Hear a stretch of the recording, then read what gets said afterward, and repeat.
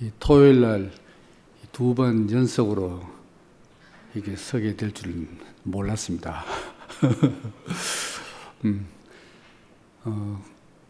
작년 9월 10일 목사님이 소천하셨으니까 이제 거의 일주기가 되었고, 또 일주기를 맞이해서 그 목사님이 우리에게 누구인가, 우리에게 무엇을 물려주셨는가 하는 것을 더 깊이 생각하게 됩니다. 그래서 저 나름대로 거기에 초점을 맞춰서 한번 말씀을 드려보려고 합니다.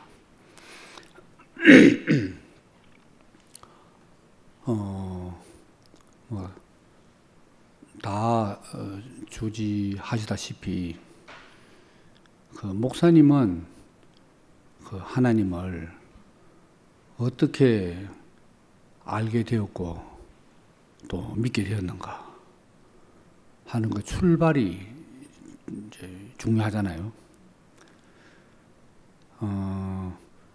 그 노아도 그 이목항 앞에 참 이 초라한 상가에서 상점을 경영 하시면서 10살 때부터 교회를 나가셨는데 진짜 하나님 있나? 그게 매우 의문스럽다는 거였잖아요. 그래서 역시 작고하신 그 친구분 정종호 목사님 집에 가서 밤새도록 하나님을 어떻게 믿냐 하는 문제에서 그냥 믿어. 믿으면 알아져. 이 사람만 모르는데 어떻게 믿나. 이 믿음과 이 갈등과 충돌에서 해결이 안 됐지 않습니까? 근데 그 얼마간 시간이 지나서 언제 하나님이 존재하신다는 걸 믿게 되었는가? 그것은 성경을 뒤지고 신학책을 찾아서 얻은 것이 아니라 당장 내일 내가 밥을 먹을 수 있나 없나 이걸 신경 썼다는 거잖아요. 내일 밥을 먹을 수 있나 없나는 내일 밥이 없다는 이야기죠. 있으면 모레 걱정을 할지 내일 뭘 쓰면. 모레가 아니고 당장 내일 아침에 자고 일어나면 때거리가 없다 이 말입니다. 이 죽느냐 사느냐 하는 이 생사의 기로에서 그야말로 실존적으로 하나님의 존재와 딱 부딪히게 된 거죠. 그래서 나는 내일 일을 알 수 없는 피조물이구나. 그 자신이 피조물로 발견됐다는 것은 하나님이 나를 지으신 자구나. 이렇게 믿게 되고 알게 됐다는 거잖아요. 이게 일생을 걸어온 목사님의 첫 발걸음이지 않았나 그렇게 생각이 됩니다. 근데 그러면 하나님을 의심하고 거의 불가지론자, 무신론자는 아니지만 잘 모르겠다 하는 불가지론자에서 그것도 공부해서 학습한 것이 아니라 자기 자신의 전 존재로 하나님과 맞닥뜨려서 나는 하나님의 피조물이구나 그것이 바로 그만큼의 위치 이동이라고 할 수 있는 거죠. 이 큰 위치 이동입니다. 불가지론자에서 피조물을 알게 됐다는 거. 보통 위치 이동이 아닙니다. 좀 위치가 조금 넓은 개념이지만 그러다가 이제 서울로 먼저 올라간 신학교에 들어간 그 정종호 친구가 너를 죽을 자리에서 살려주신 하나님을 위해서 쓰일 생각이 없느냐. 너 인생을 드릴 생각이 없느냐? 그거였잖아요. 그게 하나님의 음성과 부름으로 들려가지고 대책 없이 그냥 곧바로 서울로 올라갔다 하는 것입니다. 그러니까 위치가 옮겨지면 거기에 따르는 행위가 쓰이는 게 당연하구나. 내가 이때까지 왜 그걸 몰랐지? 해서 올라갔다는 거잖아요. 그런데 하나님이 있는지 없는지 모르겠는데 하나님이 너를 죽을 자라 생각하면 어찌 됩니까? 그게 하나님이 살지 어찌 않아? 운 좋아가 살지 어찌 않아? 이렇게 될 수 있잖아요. 그 한의사가 그때 약을 한번 바꿔서가지고 그것 때문에 살았지. 뭐 이렇게 해서 하면 그 행위가 나올 수가 없잖아요. 그래서 이제 서울로 올라가셔서 뭐 다 아시는 이야기니까 제가 굳이 자세하게 할 필요는 없는데 그 목사님이 그 노아도 교회 다닐 때도 그 기독교 장로교파의 이 교회에서 이 예수교 장로교보다 상당히 좀 자유롭고 교리에 이 얽매이지 않은 그런 분위기였다고 그랬어요. 이 노아도에서 신앙생활 할 때도. 근데 올라가서 우찌무라 간조에게 영향을 받은 스승으로부터 성경을 배웠으니까 우찌무라 간조는 그 무교회주의자입니다. 그 무교회주의는 서양에서도 물론 서양에서 그걸 받았겠지만은 정통 기독교의 본류가 아닙니다. 그러니까 그 스승님도 뭐 삼위일체라든가 뭐 양성 기독교 이런 데 별로 매이지 않은 분이다 이거죠. 그래서 이제 무교회주의에서 오로지 성경 연구. 그 저도 대학생 때 목사님 만나기 전에 우찌무라 간조 책을 좀 읽었거든요. 감동스러운 부분이 상당히 많아요. 지금 다 기억은 안 납니다만은 그 일본 사람의 그 치밀한 집요한 탐구 정신에 의해서 성경을 파고 하는 거 아주 대단해요. 이제 그러다가 이제 뭐 젊은 전도사 자격으로 목회를 맡았고 그 뒤에 교회 정화에 뛰어들었다가 4년간 싸움에 휘말려서 쫓겨났고 그리고 CCC 뒷문으로 들어가서 전국 복음화 운동에 대학생 선교에 이제 투신을 이제 했지 않습니까? 그래서 또 CCC에 이제 뒷문으로 들어가서 충주에 발령 받으셨고 그래서 거기서 이 아무리 말씀을 해도 먹혀들지 않는 거기서 심하게 좌절하는 가운데 우연히 서점에서 워치만니의 주의 형상을 닮아 라는 책 제목이 좋아서 뽑았답니다. 그래서 내리 3번을 읽고 거기서 안 게 뭐냐. 하나님은 사람을 찾으시는구나. 처음에는 하나님이 계시는구나. 하나님이 나를 지으시는구나 해서 하나님은 그 지으신 사람을 자기 필요에 의해서 자기를 형상화할 사람을 찾으시는구나 하는 것을 아브라함과 이삭과 야곱의 일생을 워치만니 자기 자신의 경험으로 풀어낸 그 사람에 대한 이야기가 아니고 그 사람에게서 발견된 워치만니 자신의 글을 읽고 거기서 완전히 목사님이 자기 자신을 발견했다는 거잖아요. 이러니까 또 한 번 위치 이동을 하게 된 거죠. 위치 이동. 그때부터 이제 목사님이 전 인생을 정말 이제 어떤 길을 걸었냐? 주의 손에 이끌려.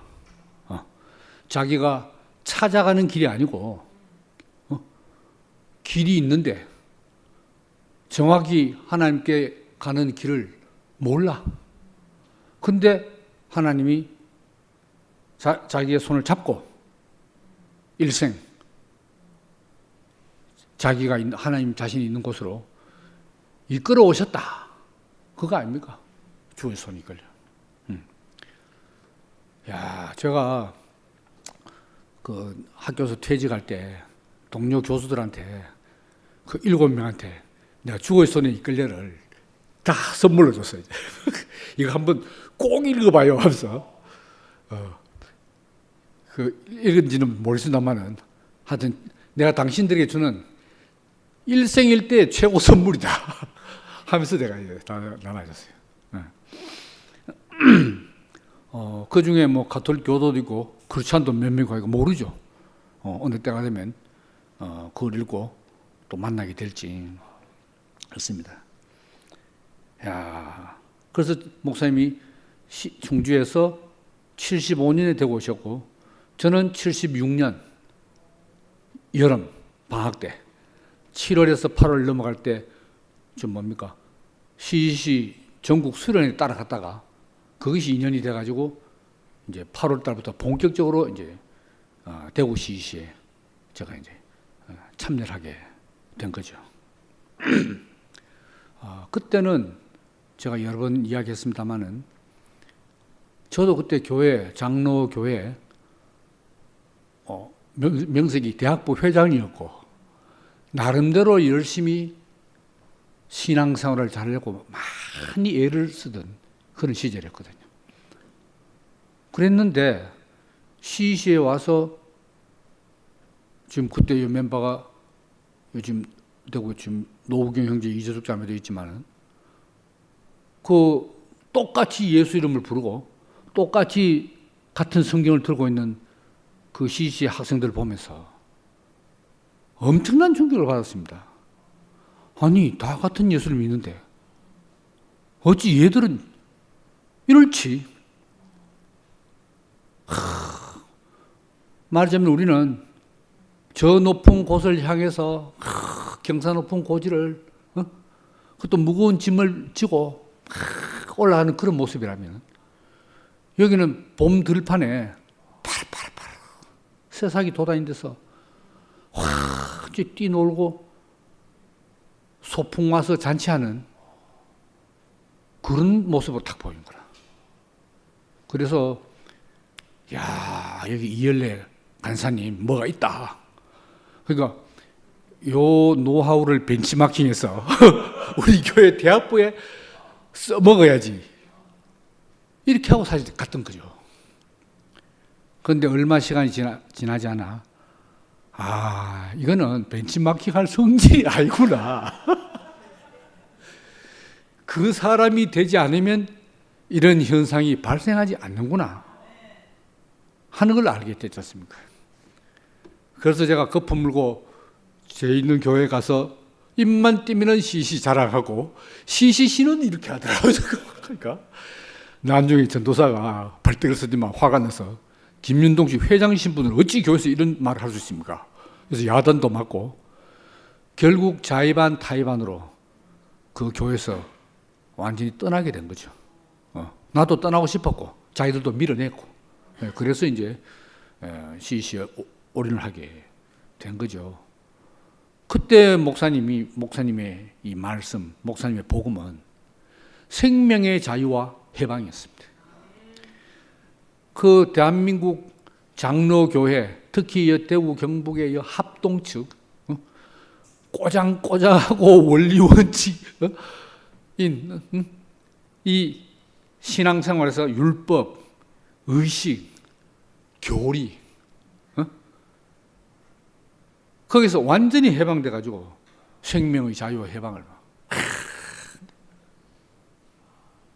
너무너무 좋았죠. 그래서 그때 저는 이제 세상과 종교라는 애굽을 홍해를 건너서 이제 지금 보면 그때는 그게 다였는데 마지막 복음인데 지금 보면 지금이 가나안이라면 이제 광야 생활을 목사님 따라서 이제 하게 된 거죠. 그래서 뭐 수년간 좋았어요. 이제 CEC에서 77년 1월 달에 나왔습니다. 그러니까 1월 달에 나왔어요. 1977년 김중건 총재님의 해고 편지를 우리한테 다 읽어주고 감사한 마음으로 받아들이면서 우리 다 나오게 된 거죠. 이제 했는데 처음에 상당히 수년간 좋았어요. 와, 이래 살면 뭐 되는구나. 했는데 이제 교회가 조금씩 커지고 외부에 가난한 사람들이 유입이 되고 하면서 그때부터 생명의 자유와 해방이 없어진 건 아니지만 어떻게 해서 생명의 자유와 해방이 누려지게 되었는가를 그 근거를 말씀하시는데 입만 떼면 십자가, 입만 떼면 십자가. 그러니까 이 사람 사는 것도 마찬가지 같아요. 예를 들면 저희 아버지가 그 당시에 37세에 저를 첫 아들을 낳았거든요. 그 당시에 37세는 지금 말하면 한 50에 첫 아들을 낳은 건 마찬가지예요. 그러니까 저는 모르지만 제 어릴 때 아버지가 말씀하셨답니다. 저놈은 크면서 장독을 깨도 난 안 버럭한다. 생명의 자유와 해방. 어릴 때 우리 아버지는 최고. 동네에 뭐 아들한테 뚜디 맞으면 아버지 볼까 하죠. 막 전 맞아. 우리 아버지 힘도 좋았고. 했는데 중학교 들어오면서 이 공부 때문에 아버지하고 사이가 멀어지면서 담이 쌓이고 이렇게 됐다 아닙니까? 그거하고 뭐 똑같은 건지 모르겠는데 이제 생명의 성장과 성숙의 시기에 들어가니까 십자가가 빠질 날이 없네. 십자가로 시작해서 십자가로 마치는 거라. 그러니까 참 마냥 즐거운 교회생활은 아니더라고요. 자기 부인, 자기 포기, 자아의 죽음 아닙니까? 그거는 본능적으로 싫은 거야. 싫고, 야, 목사님 같은 저런 인격은 난 되고 싶은데 그 인격이 되려면 목사님 말하는 십자가를 거쳐야 되고 옴짝달싹하지 못하는 이 제한을 받아야 되니까 저거는 또 죽기보다 싫은 거라. 그래서 저는 긴 세월 복음을 전하면서 내가 누렸던 자유와 해방이 있는 대구교회 그 준 목사님 자랑을 했다 아닙니까? 이게 그래서 어찌 보면 99년에 그때는 구자길 사태라고 말했고 지금은 아들이 난이라고 하지만은 그 끝까지 자유와 해방을 누리려는 그런 이 젊은이들과 계속 목사님 십자가 말씀하시고 그래도 싫든 좋든 십자가를 함께 지고 따라가는 이 위에 형제 자매들하고 이 충돌이 생긴 게 바로 그 아들의 날 아닙니까? 뭐 자세한 이야기 많지만 간단하게 말하면 이제 그렇습니다. 이게 야 그렇다고 뭐 목사님이 뭐 율법적으로 십자가를 한 번도 없습니다. 강요한 적은 없어요. 자기 자신이 십자가를 지고 가는 그 자신을 고백했을 뿐이라. 그렇지만 그게 본능적으로 이 위치이탈한 아담은 다 저항을 하게 된다 이 말입니다. 그렇지만 어떡하겠어요? 나의 주님을 떠날 수도 없고 버릴 수도 없고 올 때는 교회뿐이고 그러니까 싫으나 좋으나 하다가 처음에는 이 방수천으로 저를 감쌌죠. 십자가 비가 막 내리면 안 맞으려고 젖으면 안 돼. 갑자기 방수천인데 그 방수천도 오래되고 계속 맞아봐요. 셉니다. 그래서 이게 젖어드는 거예요. 나도 모르게. 난 천으로 둘러쌌는데 그래서 싫으나 좋으나 뭐 체질은 아니지만 뭐 다른 사람들로부터 십자가를 살아내는 인격으로 좀 보여지기도 하고 뭐 아내에게는 안 보여지기도 하고 뭐 이런 거죠 뭐. 그때 장기 형제가 뒤에 4명 타고 또 그때 또 제가 차를 몰고 어디로 가는데 뒤에서 하는 말이 아무개 형님은 십자가가 보이는데 윤도 형님에게는 십자가가 안 보인다. 거기서 제가 열이 팍 나가지고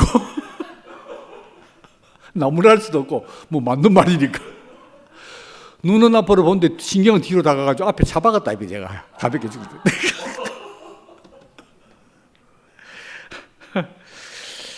야, 하여튼 그렇게 광야 생활, 광야에서 율법이 있잖아요. 그때 모세 율법하고 목사님 십자가는 뭐 차원이 물론 다릅니다만은 막 부담스럽기는 마찬가지인 것 같아요. 제가 그렇습니다.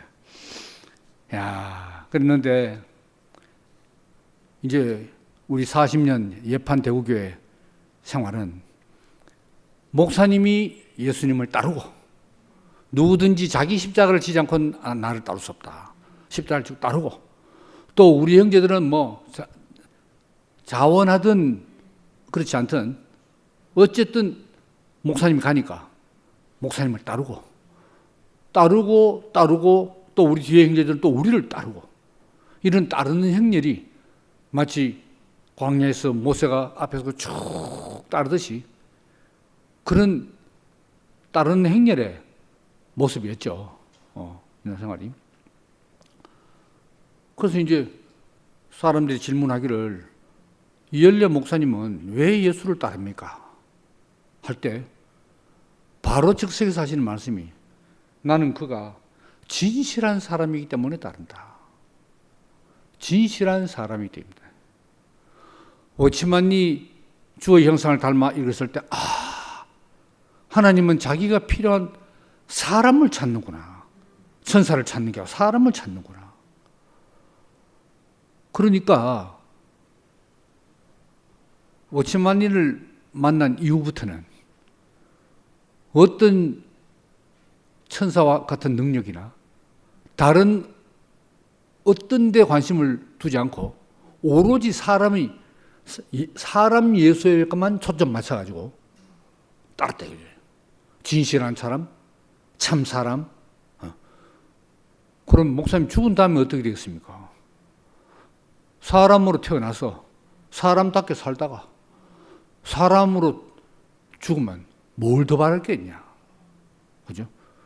그러니까 목사님 보면 말하자면 뭐 처음부터 끝까지 뭐 세 판에 와서도 결국 사람 보거든요. 사람 보고.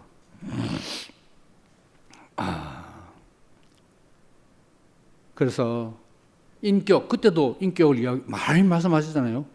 인격, 사람의 자리, 나무목에 각자 각 나무가 제자리에 있다. 모든 사람도 각자 사람의 위치에 있다. 자리에 있다. 그때도 위치를 말씀을 하셨습니다. 지금보다는 조금 희미했을 뿐이지. 야, 그래서 우리는 뭐 이제 세상과 종교라는 애굽을 떠나서 광야로 위치 이동을 했고, 벌써 광야의 생활과 애굽의 생활은 벌써 다른 세계죠. 애굽 사람은 도저히 이해할 수 없는, 봐도 모르는, 저 메마른 광야에서 왜 저러 왔다 갔다 하지? 도저히 알 수 없는 생활을 했잖아요. 그래서 광야의 백성들이 메추라기와 만나를 날마다 아침에 걷어가듯이 우리는 날마다 목사님의 입에서 나오는 생명의 영의 양식 만나를 매일같이 먹어요. 그 힘으로 성장도 하고 그 힘으로 활력을 얻고 우리가 전도도 하고 교회 생활도 하고 그 힘으로 산 것밖에 없어요, 사실. 이게. 야. 그래서 이제 이 교회가 점점 확장되면서 이제 그 뭡니까? 목사님이 한 60세경에 제 기억으로 이제 폐가 더 안 좋아지시고 건강에 적신호가 와서 전국 순회를 안 하시게 됐어요. 그러면서 형제들이 우리가 목사님의 사역을 대신 짊어져야 된다 하고 각 지역을 나눠서 지방 순회도 다니고 이 대구에서 소모임을 왕성하게 하기 시작했잖아요. 그죠? 거기 정확히 몇 년부터 사람마다 좀 달라요. 시작한 연도가 다르기 때문에. 하여튼 목사님 60세 각복 가시고 그다음 제주도 가시는 이때 이제부터 이 소모임이 자연스러운 생명의 이 현상으로 오게 된 겁니다. 그렇잖아요. 이 자녀들이 크면 이제 장가가고 일가를 이루고 뭐 그런 거 알겠어요? 마치 그것처럼 그렇게 됐습니다. 그런데 이제 참 이 비극적으로 이 교회 안에서 이 불행한 사건이 벌어지고, 바로 참 우리 아까운 자매가 죽는 그런 이제 사건이 계기가 돼서, 야, 우리가 한 교회 안에 있는 지체들을 너무 등한시했구나. 소모임의 끼리끼리 너무너무 좋았지만 그 소모임에 속하지 않은 소외된 지체들을 너무나 우리가 돌보지 못했구나 하는 각성이 일어났잖아요. 그래서 소모임을 철폐하게 되고 이제 순모임 시대로 이제 접어들었으니까. 그래서 이제 이게 말하자면 교회 이제 평준화 정책이 이제 실시된 거죠. 예. 그래서 저 같은 경우에도 이 모임에서 입뒷다 하면 1시간 리바이벌 하다가 그다음에 3분 장년부 순에서 3분. 그거 괜찮대요. 신경 쓸 것도 없어. 1시간에 3분은 떡 먹기라. 3분 나가고 또 3분. 한 2번만 끝나 모임이. 야, 이제 그런 이제 또 시대를 이제 지났지 않습니까? 그런데 이제 그 운명의 2017년 여름입니까? 구미병원에서 박 목사님이 돌아가실 뻔한 그런 위기에서 회생하셔가지고 시가 완성되었다. 구미의 김진희 형제한테 시가 완성되었다.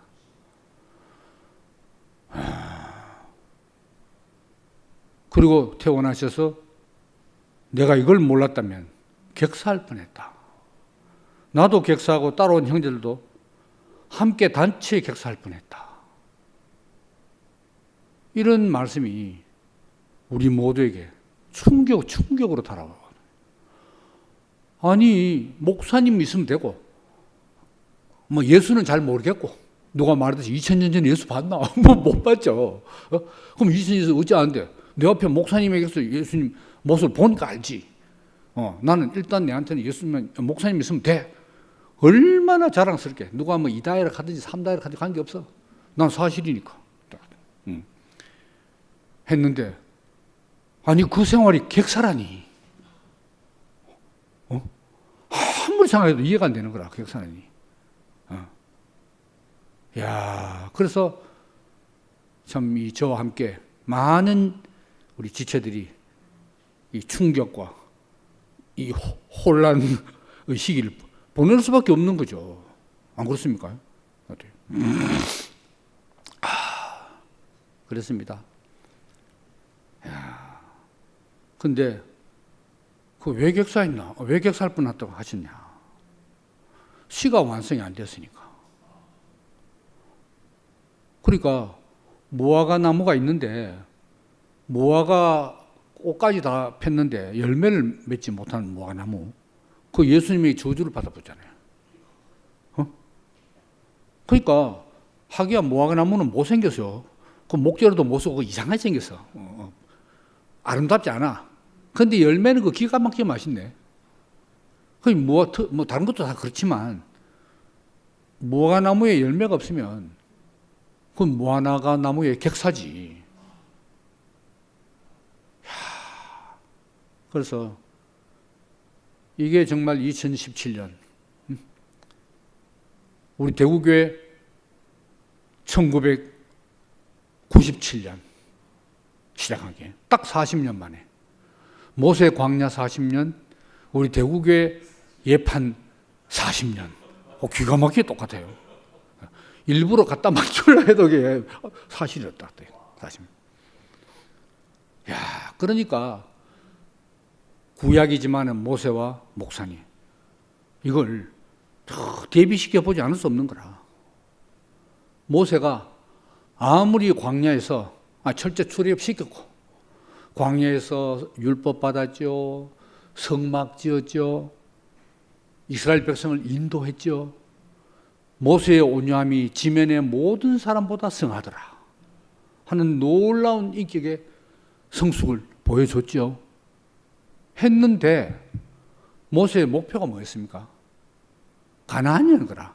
출애굽할 때 모세의 목표는 야곱과 요셉의 유언대로 우리는 여기에 살 자들이 아니고 가나안에 가야 된다. 영원한 본향으로 가야 된다는 거 아니었습니까?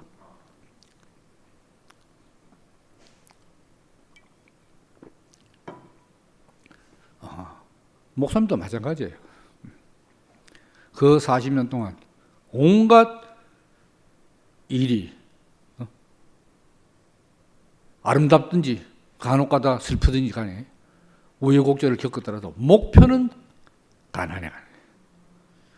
마치 식물이 자라서 목표는 내가 열매를 맺는다. 그 생명에 지울 수 없는 본능.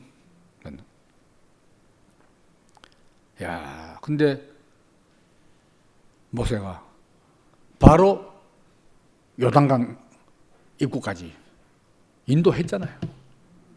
가나안은 강만 건너면 여기다. 여기다.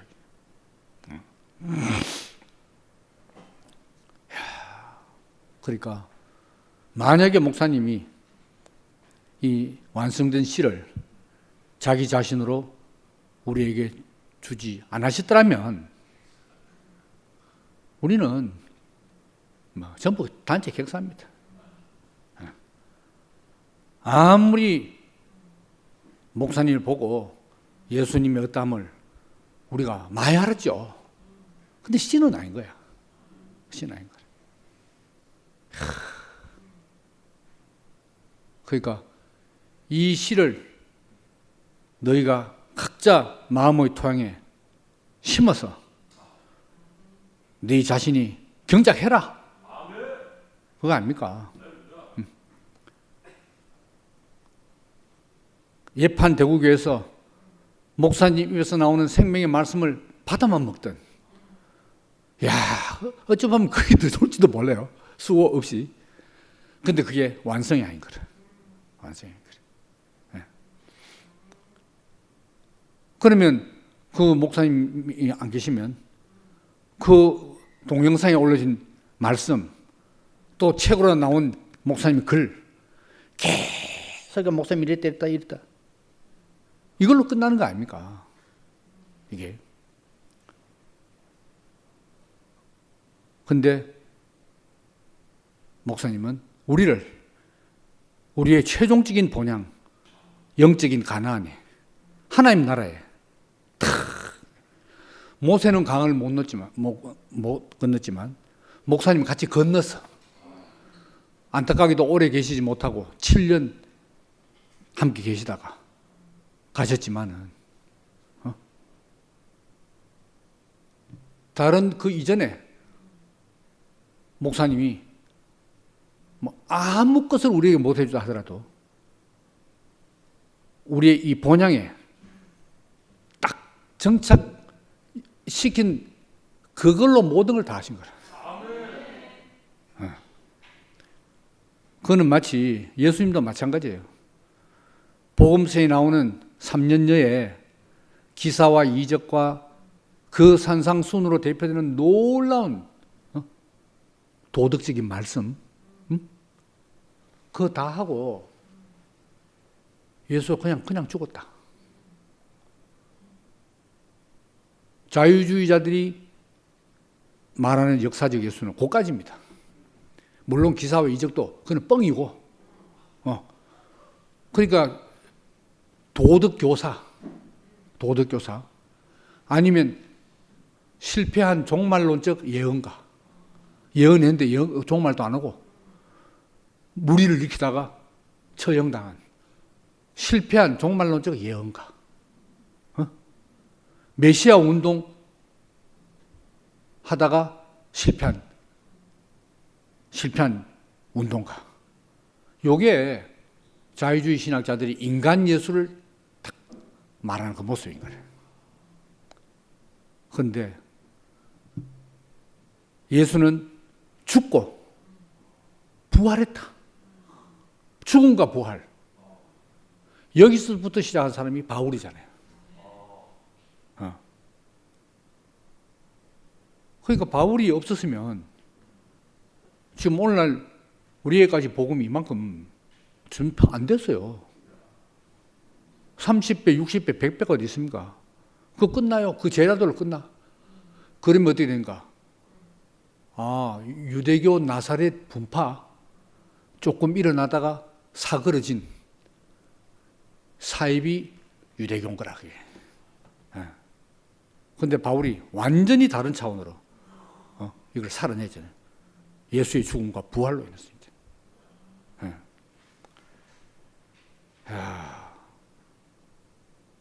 그러니까 부활은 바로 그 열매죠. 그 식물은 끝나고 열매로 부활했다.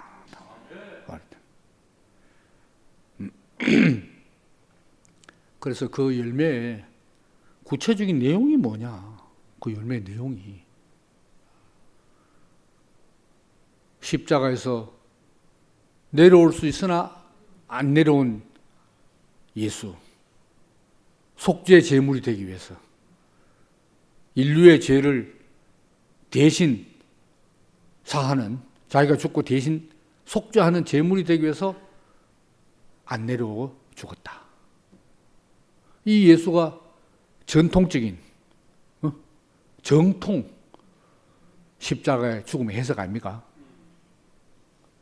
근데 그 대속적 죽음의 복음은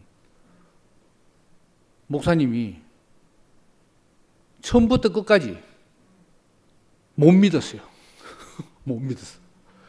고맙긴 고마운데 생각해보면 엄청나게 고마운 일인데 진짜 예수가 어째서 내 대신 죽나? 이게 해결이 안 돼. 근데 마르틴 루터는 믿음으로 말미암아 그걸 믿었어. 믿었어. 믿음으로써 하나님께 의롭다 하심을 얻는 거야. 이신칭이 justification by faith, 믿음으로 의롭다함을 얻는다. 이신칭이. 근데 루터 이전에도 벌써 중세 때부터도 이 대속적 죽음의 복음은 중세 가톨릭 안에서 많은 논란이 있었어요. 안 믿어져가지고. 십자가의 죽음의 해석이 그렇게 안 되는 거라. 그래서 그렇게 목사님은 어떻게 이 복음을 내려오지 못하는, 실제로 못 내려와서 내려오지 못하는 예수를 발견하게 됐습니까? 내가 안 되는 사람이기 때문에 그렇다. 안 되는 항목이 여러 가지겠지만 첫째 항목은 대속적 죽음의 해석이 안 돼가지고 그 믿음이 없어서 그렇다 이 말입니다. 아니 목사님 그 로마서 그렇게 말씀해놨어요. 그걸 안 믿어지니까 내가 안 믿어지니까 이제 이 열매는 안 되겠네 하고 그냥 봐라 보기만 하면 된다 하는 길을 열어줬다는 거 아닙니까? 쳐다보고 보면 끝나는, 보기만 하면 되는 그 쉬운 길, 안 되는 사람한테 열려야 되겠죠. 그런데 루터 이전도 그렇고, 루터 처음 발견한 게 아닙니다. 루터 이전도 그랬고, 어거스틴 때도 그랬고, 예수의 십자가의 죽음을 제자들부터 속죄 제물로, 화목 제물로 해석을 했는 거야. 그렇게 이해를 했어. 그리고 부활은 바로 자, 십자가의 죽음으로 내 죄를 사해줬고, 그럼 죄 사했다가 의인 아닙니까? 의인은 칭함받았잖아요. 문제는 마지막 심판 때 하나님 앞에서 의인이라야 내가 주님과 함께 영원히 영생 복락을 누리게 되는 거 아닙니까? 그죠? 이렇게 왔다 이거죠. 그 첫째는 예수님이 내 죄 때문에 하나님 아들이면서도 내려올 수 있는데 고통을 참고 자기 목숨을 내줘서 내가 죄사함 받은 이 하나님의 은혜의 선물, 이래 돼야 되는데, 야, 목사님은 거기까지 믿음이 이르지를 못했는 거라. 루터는 이르렀어. 어거스틴도 이르렀어. 근데 루터는 그렇게 말해요. 이거는 믿음은 신념이 아니다. 인간의 의지적인 노력으로 절대로 믿어지지 않는다. 믿음이 생기는 것도 하나님의 은혜다. 그렇게 말했어요. 근데 그 은혜가 루터한테는 임하고 하지만 사실 많은 성도들에게 하나님의 은혜로 저절로 믿어지지 않거든. 그러니까 그 혜택은 받아야 되지. 내 죄사함의 혜택이 보통 혜택이 아닙니다. 내가 지금 천당 가냐 못 가냐는 지금 영생이 걸린 지금 문제인데 안 믿어지면 뭐 심각한 거 아닙니까? 그러니까 급한 김에 그걸 말할까요? 외상 믿음이라 하나? 일단 억지로라도 믿자. 신뢰해서 신념으로. 뭐 글자 한자 차이인데 어때? 신은 똑바로 쓰고 염자는 멸자와 헷갈리게 대충 초서를 섞고 해서 우리말로 전부 똑같이 믿음이고 하니까 믿음 해서 믿습니다. 와, 제가 교회 가서 장로교 가서 문을 열고 들어간 날부터 나온 날까지 설교에서 믿습니다가 빠진 날이 없노. 저도 결국 그 믿음에 탈락이 돼가지고 믿음 없는 이엘레 목사님을 만나게 된 거 아닙니까? 그러니까 우리 대국의 이 구성원들은 그때부터 오늘날까지 전부 믿음 앞에서는 쪽도 못 쓰던데.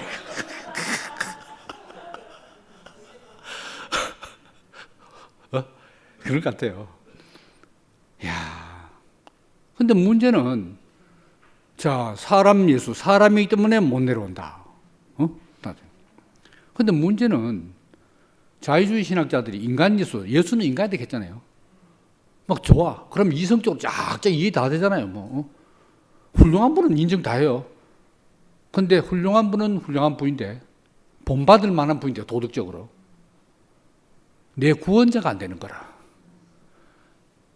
내 인생의 근본 문제가 해결 안 되고, 나는 누구인가 하는 정체성이 발견 안 되고, 그리고 성경이 일관하는 게 뭡니까? 인간은 죄인이다.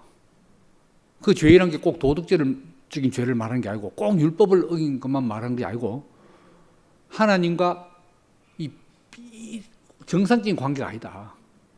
이탈된 관계다. 그거 아닙니까? 비끄러진 관계. 그게 해결이 안 되는 거라. 인간이었으면은.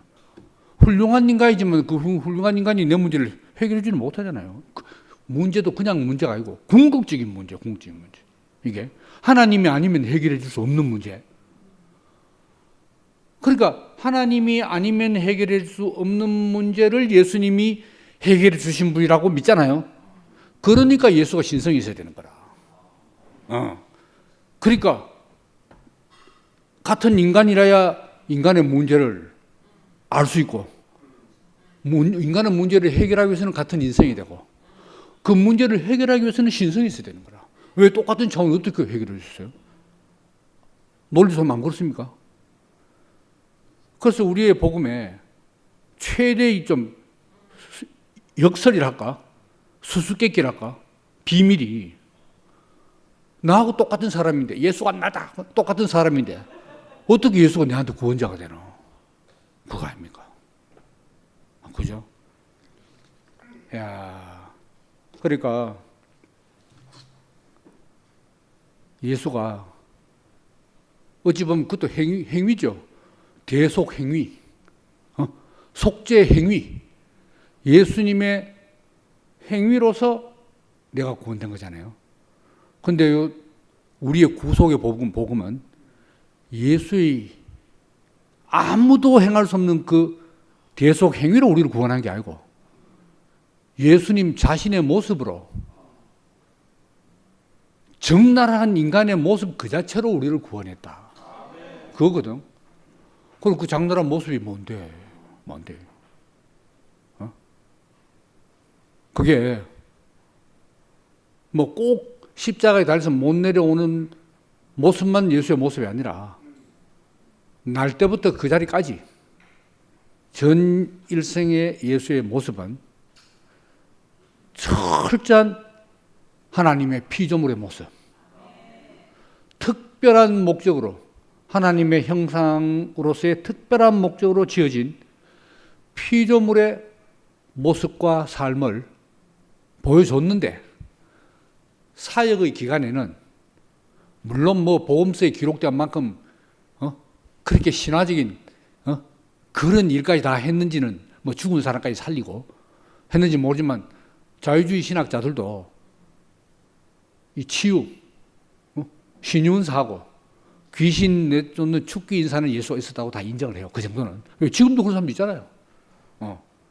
그 정도는 인정한다 이 말입니다.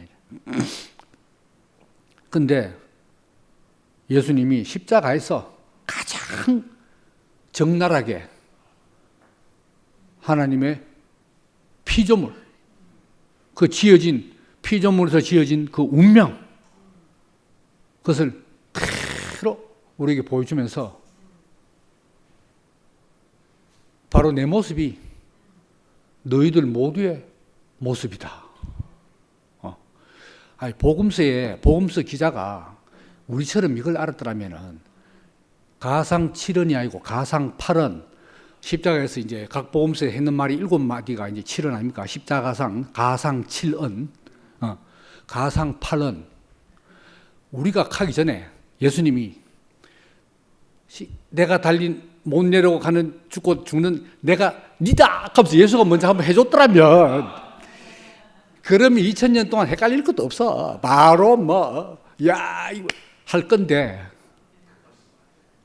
예수님이 그 생각을 하셨는지 그것도 모르겠어. 제 심장에는 그 생각도 안 하셨던 것 같아요. 그럴 겨를도 없고 그걸 발견하는 거죠. 그러니까 십자가의 모습을 네 복음서 기자들이 다 다르게 쓴 것도 그 발견한 내용이 틀리잖아요. 바울이 또 틀려요. 그리고 2000년 뒤에 이열레 목사님의 발견이 있다. 이게 진짜 마지막 발견이 같아.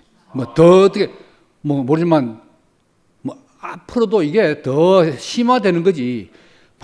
전혀 모르는 그런 발견이 없지 않나. 모르긴 몰라도 감히 그렇게 말할 수 있을 것 같아요. 네. 야, 그러니까 바울의 목사님 여러 번 가있지만 바울의 복음 중에서 앞에 사도들하고 가장 차이 나는 단어가 뭐냐? In Christ. 그리스도 안에. 그럼 그리스도 안에는 그리스도의 역사적 예수 안에는 아닙니다. 자기는 만난 적도 없으니까. 예수의 죽음과 부활 안에.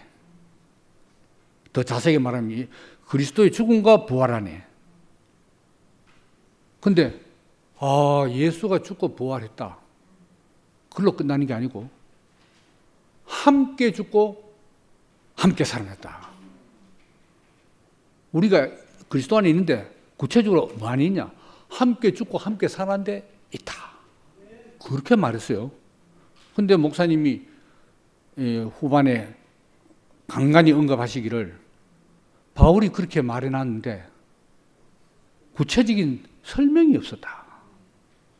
계시로는 분명히 보고 발견했는 건데 무엇이 함께 죽고 함께 사는 건지 어째서 그렇게 되는 건지 설명이 없다.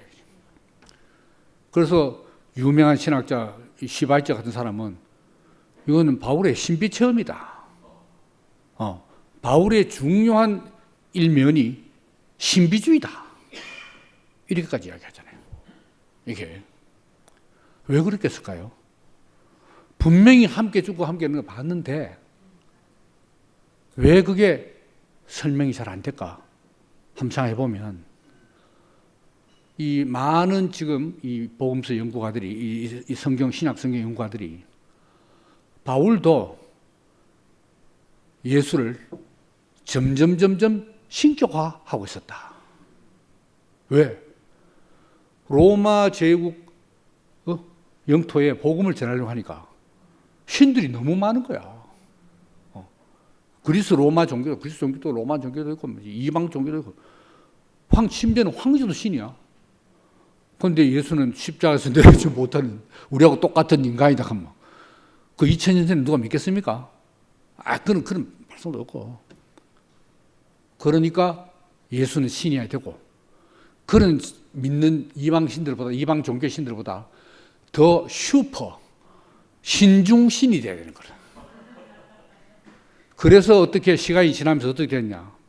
교부들이 그냥 신이 아니고 유일신, 나머지는 전부 잡신들이고, 잡신들이란 말은 전부 잡귀신들이지. 잡귀신들이고 신중신이신 유일신은 하나님이 직접 사람이 되어 이 땅에 내려온 존재가 예수다.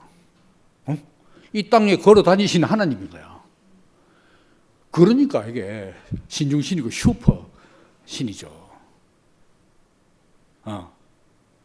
그렇게 바울 이후에 더 신격화를 하고 그 신격화의 완성이 삼위일체 하나님. 삼위일체 다 예수 때문에 그랬습니다. 예수 신격화 때문에 나온 거야. 삼위일체 하나님. 두 번째 아들 신. 하나님 아들은 예수가 처음 아들이 아니고 잘 아시겠지만 하나님 아버지, 아들, 성령. 요 아들이 로고스입니다. 로고스.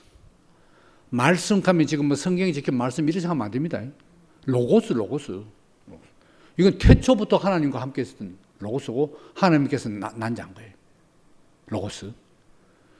선지하신 하나님 아들. 태초부터. 그 선지하신 하나님 아들이 마리아의 몸을 빌려가지고 잉태되어서 나온 사람이 예수인 거라.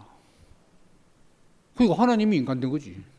보호자를 버리고 떠나신 예수 말이에요. 보호자를 버리고 어때? 그 우리 찬송가 바꿔야 돼요. 그 완전 삼일체지.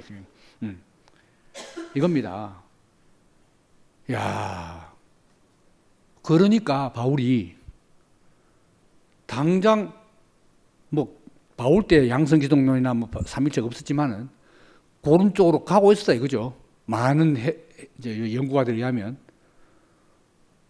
그러면은 그 예수와 함께 어떻게 죽습니까? 아니 나중에 양성기독론 확립돼가지고 4세기에 5세기에 양성기독론 확립됐습니다. 그러면 그 하나님이 함께 죽는데 내가 어떻게 함께 죽어? 하나님이 함께 사는데 어떻게 함께 살아요? 그러니까 이게 실감이 안 나는 거야. 그러니까 최대한으로 예수의 죽음과 부활에 참여한다는 해석이 주님이 내 대신 죽고 그러나 사실은 내 대신 죽은 거지 함께 죽은 게 아니라 그러니까 이 바울의 이 함께 죽고 함께 산다. 그리스도 안에라는 것이 사실은 2000년 동안 시원하게 해석이 안 됐어요. 안 된 거야. 이게 바로 2000년 만에 일어난 코페르니쿠스의 혁명입니다. 코페르니쿠스가 천체 관찰을 해가지고 아무리 관찰해도 뭔가 계산이 안 맞아. 왜 안 맞았냐? 대전제가 천동설이니까 지구 중심으로 천체가 돈다고 생각하니까 그 가설을 두고 전체 관측을 하니까 계산이 안 맞아 떨어진다 이거지. 그래서 2000년, 그때 거의 한 2000년 내려왔어요. 이 코페르니쿠스가 발상을 바꿔가지고. 이야, 이거, 근데 코페르니쿠스 처음 한 건 아니야. 그리스 시대, 기원전 그리스 시대 때 그렇게 많은 사람이 있다니까. 지구가 태양을 돈다 한 사람이 있었어요. 근데 그때는 말은 맞는데, 입증할 만한 안 돼. 근거가 없는, 과학적 근거가 없는 거야. 그러니까 또라이 취급받고 사라진 거죠. 근데 코페르니쿠스는 이제 그 생각이 난 거지. 그때 그 사라진 또라이가 말이 맞을지 모른다 해서 바꿨는데, 지동설을 딱 전제하고 계산하니까 딱 맞아 떨어진다 그 아닙니까? 이게 뭡니까? 예수가 신이라든가, 뭐 완전한 신이면서 완전한 인간이라든가, 아니면 뭐 50% 반신 반인이라든가, 그게 아니고 예수의 신성 제로, 인성 100%. 와, 이게 이열레 목사님에게서 탁 밝혀졌다 아닙니까? 그러니까 함께 죽고 함께 산다는 게 무슨 말인지 연구할 필요도 없어. 연구할 필요도 없어. 그리고 누구한테 먼저 발견되느냐? 안 되는 사람한테. 요전에 경연자매가 뭐라 했나요? 이전까지 내국에서는 애굽 생활을 했어요. 내가 깜짝 놀랐어요. 뭐? 나는 벌써 광야 생활을 40년, 니는 애굽 생활을 했다니까. 자기 혼자 다 광야 생활인데 자기 혼자 애굽 생활이 얼마나 힘들겠어요. 진짜 안 되는 사람이지. 근데 지금은 가나안에 정착해서 가나안을 지간데 내가 저기 뭐고? 내가 경인의 말을 다 모르겠네. 클리시 막공한데 내 입으로 정의 만큼 내가 못해요. 이야. 그러니까 이게 지금 이제 어떻게 하든지 무너져가는 기독교를 살리려고 예수는 이 기독교 수호자들이 막 예수의 몸의 부활 맞닿고 막 하는 그런 유명한 신학자들 많고, 그걸 제가 유튜브에서 이제 10회에 걸쳐서 이야기했습니다 했고, 또 한 거는 이신칭이. 지금 오늘날 기독교 닮은 루터의 이신칭이 교리를 오해하거나 왜곡해서 가르쳤기 때문에 그런 거다. 그러니까 설교자들부터 먼저 각성하고 이신 교리가 무엇인지를 분명히 알아야 지금부터 무너져가는 교회를 일으킬 수 있다. 루터가 말했다고 그랬대요. 이신칭의가 교회를 무너지기도 하고 세우기도 한다. 이신칭이 잘못돼 보면 무너지고. 그게 아니죠. 이신칭의가 아닌 거라. 이신칭의가 대속 복음 아닙니까? 안 되는 거라. 야, 그러니까 우리에게 주어진 사명. 우리가 위치만 가면서 선포하는 그것도 행위입니다. 그것도 선포 행위지. 안 그래요? 야, 그래서 각 지체들이 각자의 은사대로 이걸 자기만큼 삶으로 말로든 뭐 행동으로든 펼쳐내고 표현하고 살아내는 게 뭐 그건 뭐 당연한 거지 뭐 저절로 되는 거고, 그것도 생명의 본능이에요. 그렇습니다. 그래서 목사님이 했잖아요. 김 목사가 그 성경에 예수는 신화일지도 모릅니다. 여기서 큰 충격을 받았잖아요. 그게 무슨 말일까요? 신화에 예수는 신하다 하는 책이 있어요. 그 책 가지고도 제가 유튜브에 한 여러 회에 걸쳐서 한 4회, 5회에 걸쳐서 강의를 한 적이 있는데, 예수는 신하 책이 있어요. 상당히 많이 팔린 책. 그 책에서 말한 예수는 신하다는 말은 예수는 역사적인 인물이 아니다. 아예 픽션이다, 픽션. 신화가 뭐 헤라클레스가 뭐 실존 인물입니까? 그리스 신화의 픽션 아닙니까? 그렇게 딱 말한 것을 증명하려고 그 책을 쓴 거야. 근데 그런 의미가 있고, 신화라는 말은. 아마 김 목사가 말한 신화라는 거, 목사님이 신화라는 말 충격은 역사적인 실존인데 이런 차원이 아니고, 복음서에 기록된 예수의 생애, 전생애가 신화적으로 표현된 거다. 신화적으로 표현됐다는 게 뭡니까? 자, 죽은 나사로를 살렸다. 그게 역사적인 사실은 아니다 이거지. 진짜 뭐 죽은 나사로 막 예수님이 나오라 해가지고 막 나을 그거는 역사적인 사실은 아니다. 전부 신화적으로 표현한 거다. 어떤 실제를 두고 그런 의미죠. 근데 이제 우리 정통 이 기독교인들, 보수 기독교인들은, 그리고 우리나라의 절대 다수의 기독교인들은 성경에 있는 글자 그대로 전부 진리라고 생각해요. 성경은 1.1도 틀리지 않은 성경 무엇을, 그죠? 문자주의 해석, 문자 그대로, 그러니까 역사적인 사실이라고 믿는 건 거야. 그런데 충격을 받았다는 말씀은 저도 그걸 참 안 물어봤어요. 그 구체적으로 충격이 뭡니까? 안 물어봤어요. 내도록 한데 제가 지금 생각해 보니까 목사님도 성경 무엇을 그 안에 있었고, 우리에게 쭉 말씀한 예판 두 개의 말씀들 보면 그걸 전부 역사적 사실인 것처럼 다 이야기를 하셨어요.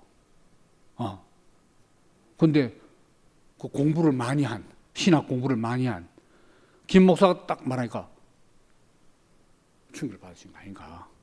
그러면 그럼 다 신화 치자. 그럼 남는 게 뭐냐? 원래 그게 불트만이 한 이야기 아닙니까? 전부 신화다 이거야. 근데 불트만도 그렇게 말했어요. 딱 역사 예수에서 뭐 동정녀 탄생 신화, 뭐 죽은 뒤 3일 만에 부활 신화, 뭐 기사와 이적 물 위로 걷고 전부 신화. 어떤 실제가 있는데 그것을 표현하기 신화적 표현으로 하는 것이 그 시대의 어떤 문학적인 장르였다. 이런 거죠. 그러니까 그러면 역사적 사실 남는 겁니다. 불트만이 예수가 십자가에서 못 박혀 죽은 것은 부인할 수 없는 사실이에요. 뭐 안 그렇겠어요? 역사적 인물이라면. 야, 그러니까 목사님도 그 못 박혀 죽은 예수가 어째서 나의 구원자가 되느냐? 그건 구원자의 구원의 의미가 내 죄사함 받고, 뭐 하나님을 믿든지 예수를 믿든지 죄사함을 얻든지 목표가 뭡니까? 내가 마지막 날 심판 날에 의 도장 탁 받고 내가 영원히 영생을 누린다. 주님과 영원히. 그거 아닙니까? 야, 그게 기독교 역사야. 근데 진짜 하나님을 알아야 되는 이유, 예수를 알아야 되는 이유는 뭡니까? 나의 정체성, 본래적인 실존, 나의 실존적 본래성, 하이데거로 말 본래성. 본래성을 잃어버린 게 죄고, 본래성을 되찾은 게 의지. 그럼 되찾은 나가 누구냐? 바로 하나님의 특별한 목적으로 지은 피조물이라는 거. 그 피조물의 모습이 십자가에서 내려오지 못하고 죽은 그 예수의 모습. 바로 그 안에 내가 있고 그 모습이 내 모습이다. 그거 아닙니까? 이야, 이거는 모든 종교에, 종교를 심판하고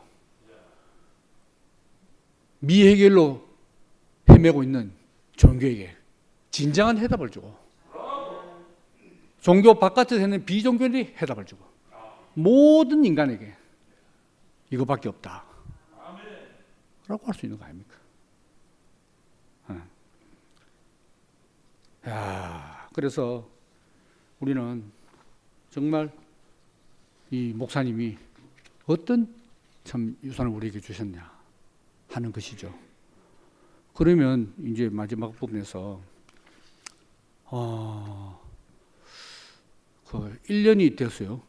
목사님 그 1년이 다 돼가고 이 복음을 말씀하신 거는 2017년에 물론 그 전에 그 신문 내겠지만 그 병원에서 딱 시가 완성될 때 그때가 2017년 이제 광야 대구교회 예판 대구교회 40년 끝내고 이제 가나안에 너희들 돌았다는 선포가 시작됐다 이 말입니다. 그리고 나서 지금 7년이 지났잖아요. 근데 제가 생각할 때 처음엔 저도 뭐 옛날에 만날 십자가를 만날 하셨으니까 이건 더 강조형 내려오지 못한 6자 그거 안 붙여도 된다 말라고 붙여라 뭐 이렇게 요새 뭐 트렌드가 그거니까 나도 갈게 하면서 뭐 이래 하고 했다고요. 처음에 저도 그래밖에 몰랐어요. 그런데 이것이 교회 그 완성된 시가 뭐라는 것이 교회에 본격적으로 전파된 건 22년 가을 권세일을 필두로 했어요. MG로부터 시작됐잖아요. 그때 제가 내가 이걸 몰랐구나. 객사란 걸 왜 가니 진짜 몰랐구나. 그렇게 헤매게 된 거죠, 솔직히. 그리고 나서 몇 년입니까? 그러면 22년이면 23, 24, 25. 딱 3년 이제 되어 가잖아요. 3년. 이 3년이 옛 대구교회 한 30년이 지난 것 같아요. 얼마나 일이 많았는지. 뭐 이야기 보면 작년 일이고 있잖아요. 한 10년 전 일인데 작년 일이고. 몇 년 전인데 몇 달 전 일이고 뭐 이래요.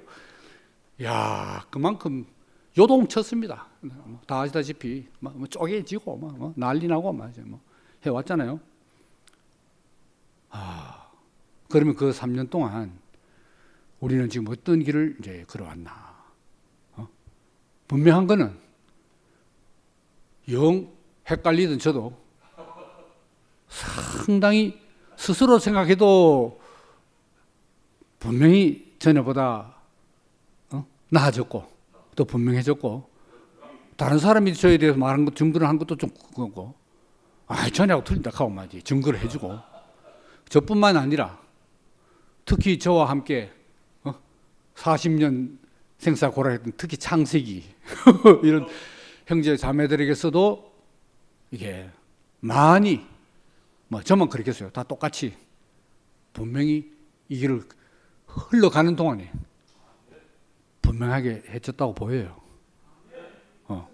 그리고 바깥으로 뭐 확산된 건 별로 모르겠고 아직 뭐 그럴 시기는 아직은 아닌 것 같고 이 안에서 더 분명해지고 견고해진 해져가야 되는 이런 시기가 아닌가.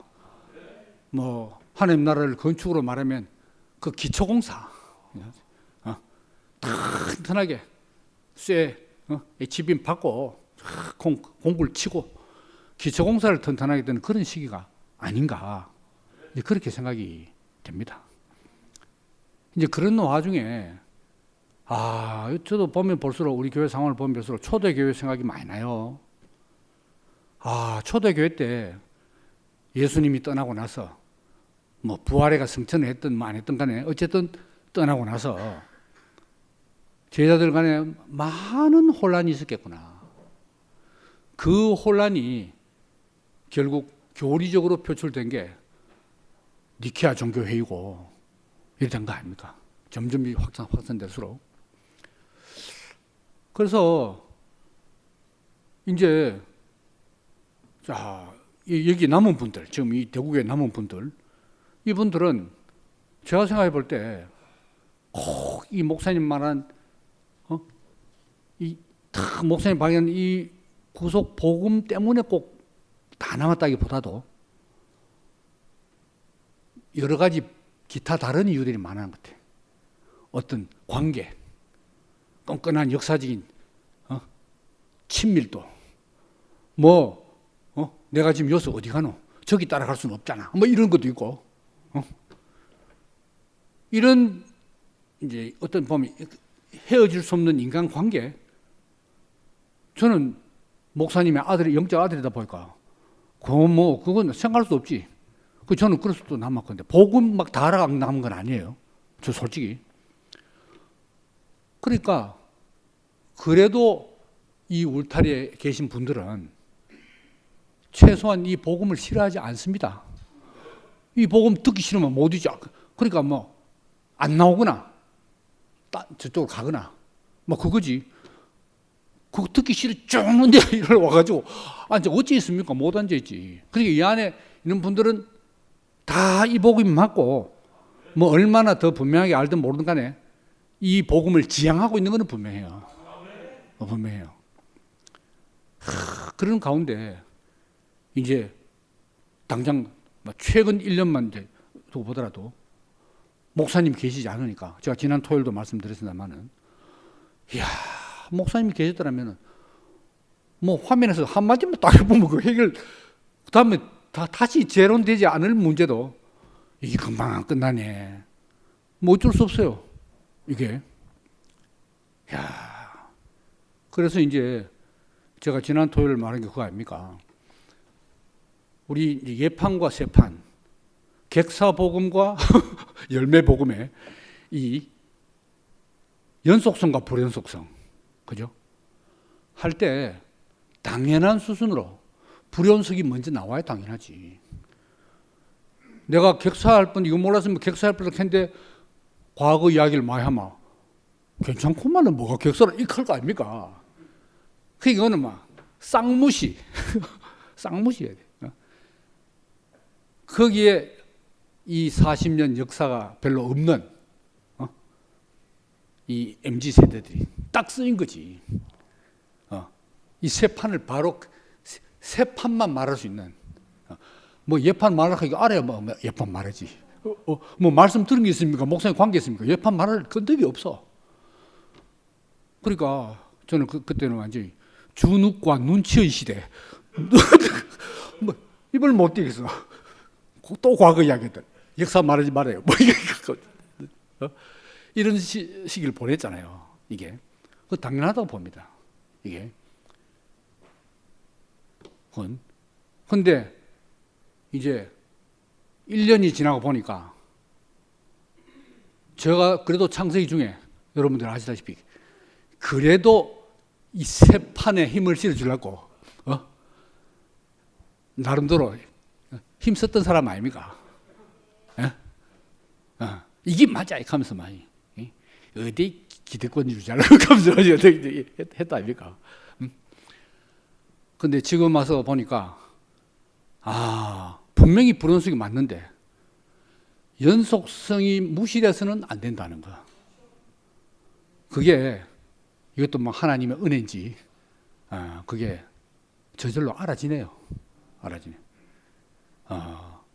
그러니까 이런 가운데서 이제 또 같이 문제가 뭐냐면 이제 위치 선포냐, 위치냐, 행위냐. 제가 지난주에 그걸 말했잖아요. 행위냐. 그러니까 MG부터 위치 발견이 세 판입니다. 그랬는데 이제 그럼 행위는 어떻게 되냐 할 때 제가 말한 행위는 위치 발견 이전에 그 예판 대구교에서의 행위를 말하는 게 아닙니다. 그래서 제가 루터까지 이야기했잖아요. 루터가 왜 이신칭의를 말했느냐. 믿기만 하면 된다. 원리는 같아요. 발견만 하면 되는 거나 믿기만 하면 되는 거나 대속복음도 믿기만 하면 되는 거고 구속복음도 보기만 하면 되는 거 아닙니까? 한 방에 탁 해결되는 거예요. 똑같아요. 원리가. 그런데 루터가 왜 그러냐. 카톨릭의 그 선행과 공로 구원에 완전히 한계를 느낀 사람 아닙니까? 그래서 그걸 이야기했어요. 그러면 목사님은 우리 벌써 대구교 시작할 때 예판 대구교회 때 루터의 이신칭의뿐만 아니고 그 이신칭의가 뭐 변질되거나 왜곡되거나 막이나 그 종교 생활에 기독교 종교 생활에 그 어떤 행위 미덕 거기서 나오신 분 아닙니까? 그러니까 자유와 해방을 우리가 막 넣고 우리 그때 한 게 뭐 있는데 나도 그때는 위치밖에 온 게 없어요. 세상과 종교에서 목사님을 따라 애굽에서 광야로 위치 이동밖에 없어. 그런데 뭐 완전히 희생이잖아요. 그때도 마찬가지로 바깥의 어른들이 그리고 품위 있는 기독교 신자들이 우리를 보고 얼마나 송사인데 저래가 뭐가 되겠노? 저거 저 생명이 자유보다 이 목사 저 사람 다 베리지. 그 주위에 송사가 많았어요. 그랬는데 나는 그 이신칭이를 우리 대구교회 이신칭을 어떻게 하냐? 이신칭도 아니지만은 남이야 뭐라 하든 말든 목사님은 내가 행동은 개똥 차바든 말든 윤동아 너는 내 사랑하는 아들이고 기뻐하는 자다. 늘 목사님이 그 표정으로 그 눈길로 그 음성으로 내한테 대했다고. 내가 뭐 의인도 아닌데 실질적인 의인도 아닌데 내 존재세요. 왜? 대구에 와서 자기 말씀을 듣고 너무너무 생명의 복음을 좋아하니까 저를 그거 구별 못한 사람으로 알면 참 매우 섭섭합니다. 우리 예판 대국에도 그전 벌써 떠났어. 그리고 우리 사실 예판 대국에서 사람이 많다 보니까 온갖 사건 사고 많이 나잖아요. 그 때문에 우리 문제된 적 있습니까? 목사님이 그 행위로 선악간에 판단하지 않으시는 거야. 안 그래요? 그러니까 우리도 그만큼 안 되지만 인도자가 그렇게 하니까 저절로 우리도 그 마음이 생겨가지고 문제 안 돼. 예판도 그래 왔어요. 그걸 지금 새롭게 제가 행위를 들고 나온 줄 압니까? 안 그래요. 그런데 우리가 어릴 때 생명의 자유를 하다가 성숙하잖아요. 성숙하니까 그 생명의 자연스러운 현상으로 청소년 때, 대구교회 청소년 때, 대구교회 청년 때, 장년 때 막 걸맞는 행동이 나와. 그래서 저 많이 변했습니다. 많이 변화를 입었어. 그래서 저희 어머니는 클 때 큰 놈 저놈은 인정머리가 없고 희동이는 인정이 많아져. 난 나중에 윤동이하고 안 살고 희동이하고 산다. 만들겠다고. 인정머리 없는 놈을. 그 희동이는 크면서 희한해 자기밖에 모르는 거고. 이기적이고 인정머리 없고. 그게 내 원래 천재적인 사람이라. 근데 예판 교회 생활하면서 새 생명의 양식을 계속 먹다 보니까 내가 스스로 놀랄 때가 많다니까요.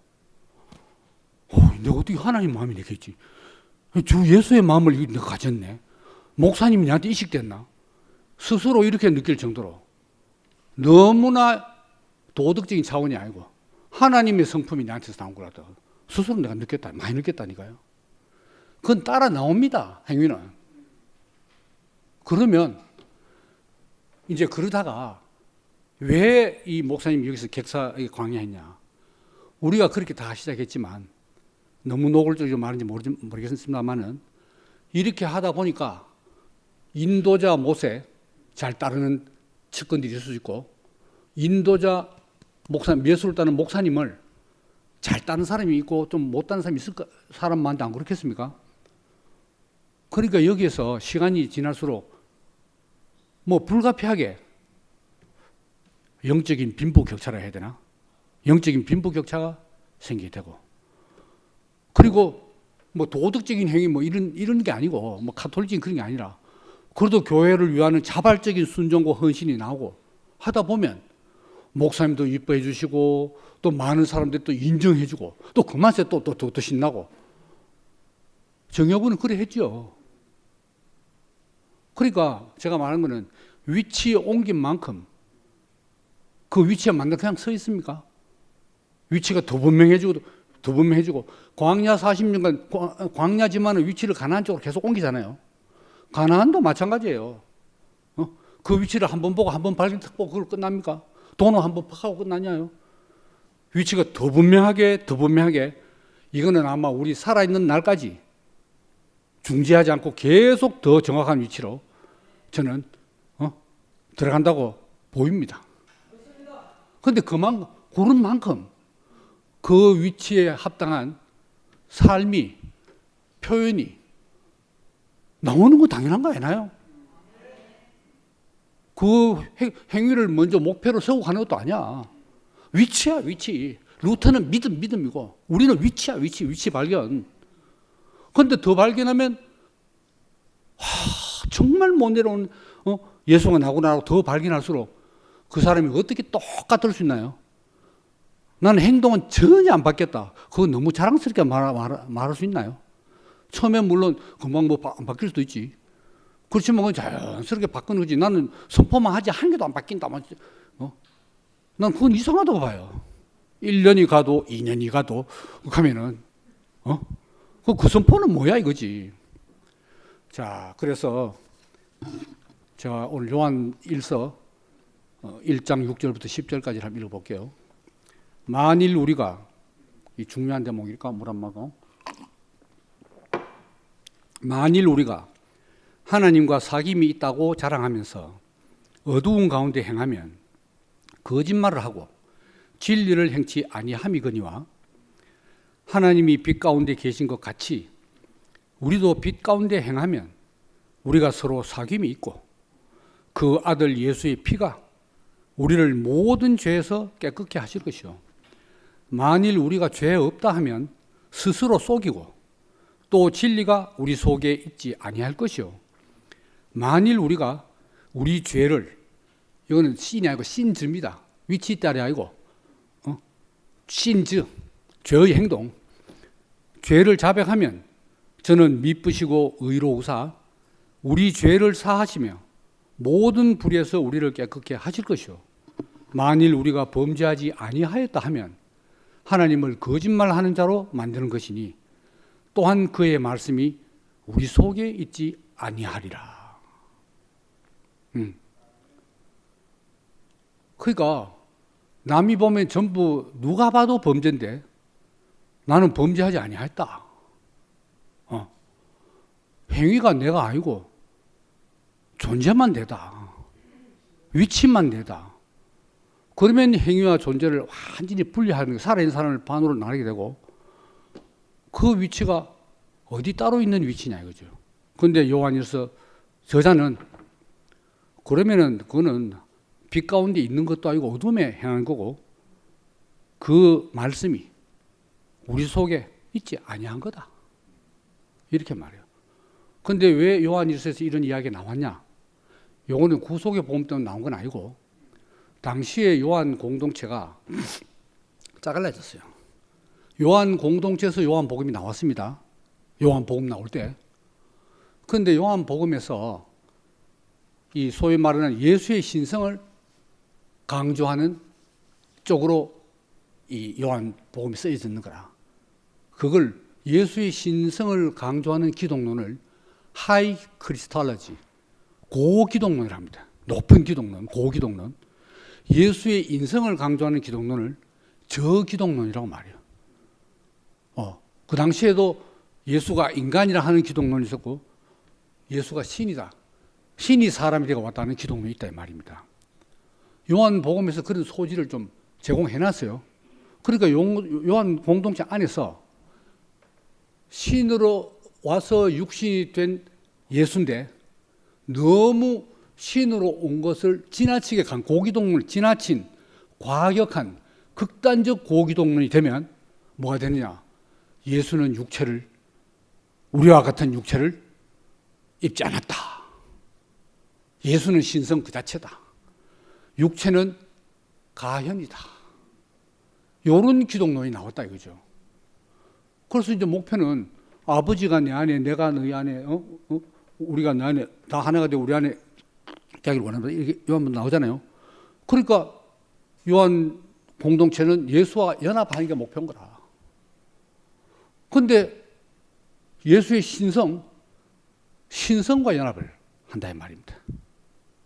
목표가 예수를 그게 이해하니까 그 기독론, 지나친 극단적 고기독론에서 예수와 예수의 신성으로 이제 연합한다. 내 신성이 연합한다. 이렇게 된다 이 말입니다. 예수 연합하면 나도 신성을 가지게 되는 거지. 이러면 어찌 되느냐? 이 사람들이 나중에 요한 공동체에서 분리쳐 나가요. 요한 1서 2장 19절을 보면 저희가 우리에게서 나갔으나 우리에게 속하지 아니하였나니 만일 우리에게 속하였다면 우리와 함께 거하였으려니와 저희가 나간 것은 다 우리에게 속하지 아니함을 나타내야 합니다. 그래서 떠나가요. 이 사람들이 나가서 어디로 갔냐? 결국은 영지주의자들이 된 거예요. 영지주의의 인간 해석은 뭐냐? 인간의 본질은 신성이다. 모든 사람의 육체 안에 신적인 불꽃을 가지고 있다. 신성을 가지고 있다는 말입니다. 그럼 인생의 목표는 뭐냐?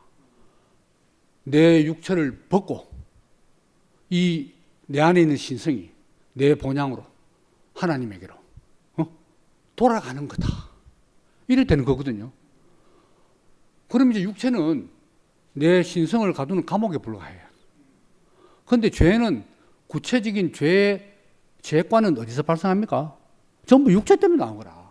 현실적인 자기는, 신앙적인 자기는 육체는 자기가 아니야. 어차피 뭐 내 본질이 영원한 이건 내가 아니야. 아니다 이 말입니다. 그러니까 뭐랄까요? 윤리적, 도덕적 무감각주의가 되어버린 거야. 내 아인데 왜 자꾸 내가 잘못했다고 범죄했다고 하노? 내 본질은 내 안에 신성인데. 이런 데서 이런 말이 나왔다 이 말입니다. 자기를 신성과 하나님의 신성과 육체로 분리해가지고 육체는 내가 아니다. 육체 가지고 뭐 문제 삼지 마라. 이렇게 된 데서 이런 어처구니 없는 것이 나왔다는 거죠. 그러니까 저는 그렇게 생각해요. 정말 십자가에서 내려오지 못한 예수 안에 내가 있다고 발견되면 거기에 합당한 발견과 함께 인식과 함께 삶이 나온 건 당연한 거 아닙니까? 그리고 우리가 그런 간증을 많이 해요. 뭐 많지만 어제 그저께입니까? 그 미라 자매가 그 간증하는데 시간이 지나면서 나도 많이 변화되었다. 스스로도 그렇게 말하고 또 귀경 자매가 한여리 보고 우리 한여리 형제가 전에보다 많이 바뀌었다. 그렇게 말하대요. 그 두 사람이 행위의 변화를 목표에 두고 이 구속의 복음을 받는 건 아니잖아요. 저절로 따라온다 이 말입니다. 그러면 위치 선포는 분명하고 위치에는 분명히 있는데 범행을 저질렀다. 죄를 범했다. 그럼 그게 위치하고 행위하고 분리되는 겁니까? 예, 다 했습니다. 오늘 좀 오래 참으시네요. 예. 그러니까 그런 거예요. 그러니까 여러분들도 요한 1서 1장 6절 10절이 왜 이런 말이 나오는가? 그 당시에도 이런 일이 있었다 이거지. 이게 그래서 뭐 상식 뭐 비상식한데 밀양의 대속 복음의 왜곡으로 말미암아 육의 살인범이 그 친엄마에게 사과할 필요도 없는 대속복음, 그게 대속복음도 아니잖아요. 그게 상식이 없다는 건데, 그건 상식 가지고 말 많으니까, 그건 비정상이죠. 광신이고. 구속복음 더 하죠. 밀양2가 되면, 어떻게 되겠어요? 이게. 그러니까, 5 여인의 비상식, 그것도 뭐 넓은 의미에서 비상식이요. 그거 하고 밀양의 6의 살인범의 비상식하고는 이거는 말만 비상식이란 말이 영역이 아예 틀리는 겁니다. 그걸 거기에 갖다 붙여가지고 헷갈리게 만들면 안 되는 거죠. 이게. 그리고 뭐 자기 선포만 하면 되지 뭘 따지냐 뭐 한데 여기 요한 1, 2, 3서 보면 너무 많이 따져요.